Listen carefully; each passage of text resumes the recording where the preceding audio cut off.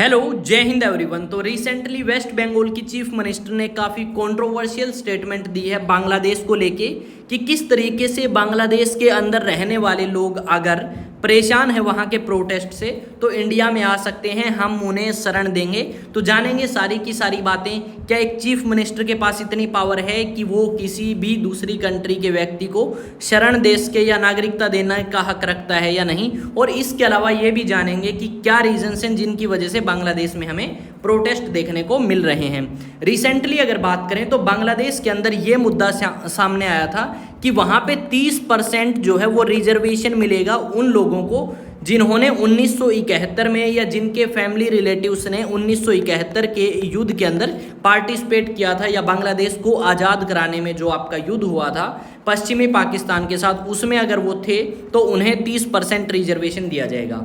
और इस 30% रिजर्वेशन से वहाँ की जो जनता है वो काफ़ी नाराज़ या काफ़ी परेशान आप कह सकते हो।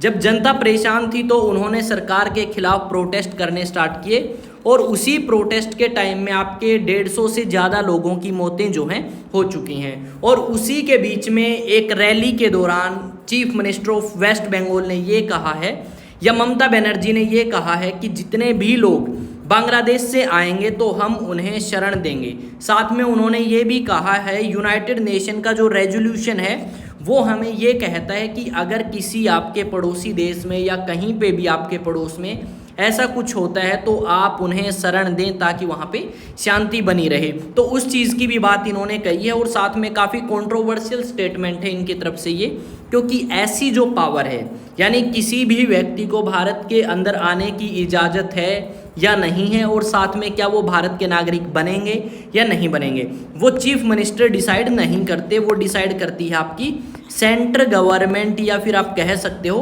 केंद्र सरकार। पर यहाँ पे ये जो स्टेटमेंट इन्होंने दी है उसकी वजह से हम ये देख सकते हैं कि काफ़ी लोग जो हैं वो सरप्राइज हैं कि एक चीफ मिनिस्टर ने ऐसा कुछ बोल दिया है। साथ में अगर बात करें तो ये प्रोटेस्ट जो आपके चल रहे हैं, इन्हीं के चलते इंडियन जो स्टूडेंट्स हैं उनको भी वापस इंडिया के अंदर लेके आया गया है ताकि वो सेफ फील कर सकें, क्योंकि बांग्लादेश के अंदर जो सिचुएशन है वो काफ़ी ख़राब आपकी हो चुकी है। यहाँ पे यूएन रेजोल्यूशन की जो बात है वो भी इन्होंने कही है कि अगर आपके आसपास के एरिया में ऐसा कुछ होता है तो आप उन्हें रिफ्यूजी के रूप में शरण दे सकते हैं। तो ये सारी की सारी चीज़ें हमें देखने को मिलेंगी जो आपकी वेस्ट बंगाल की चीफ मिनिस्टर हैं ममता बनर्जी, उनकी तरफ से। और इनकी तरफ से अलग अलग टाइम पे ऐसी कंट्रोवर्शियल स्टेटमेंट्स जो हैं वो हमें देखने को मिलती हैं। और क्या आप मानते हैं कि भारत एक ऐसी कंट्री जहाँ पे इतनी ज़्यादा पॉपुलेशन है, किसी दूसरी कंट्री के लोगों को शरण देना सही रहेगा हमारे लिए,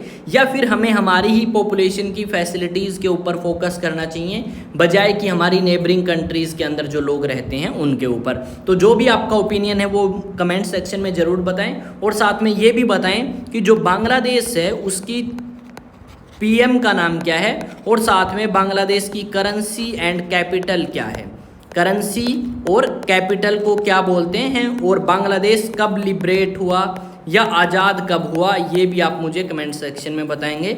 और फादर ऑफ बांग्लादेश किसे कहा जाता है, या फादर ऑफ नेशन किसे कहा जाता है बांग्लादेश के अंदर, वो भी आप कमेंट सेक्शन में बताएंगे।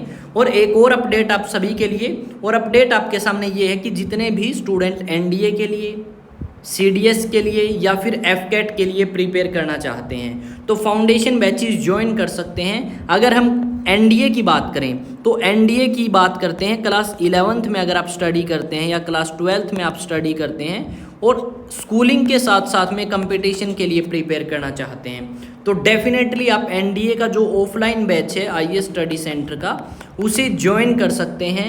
आईएएस स्टडी सेंटर हांसी पे, ये आपका एड्रेस यहाँ पे दिया गया है आपको। और अगर कॉन्टैक्ट नंबर की बात करें तो ये आपका कॉन्टैक्ट नंबर है। अगर आप और कुछ जानना चाहते हैं तो डेफिनेटली पूछ सकते हैं कॉन्टैक्ट करके।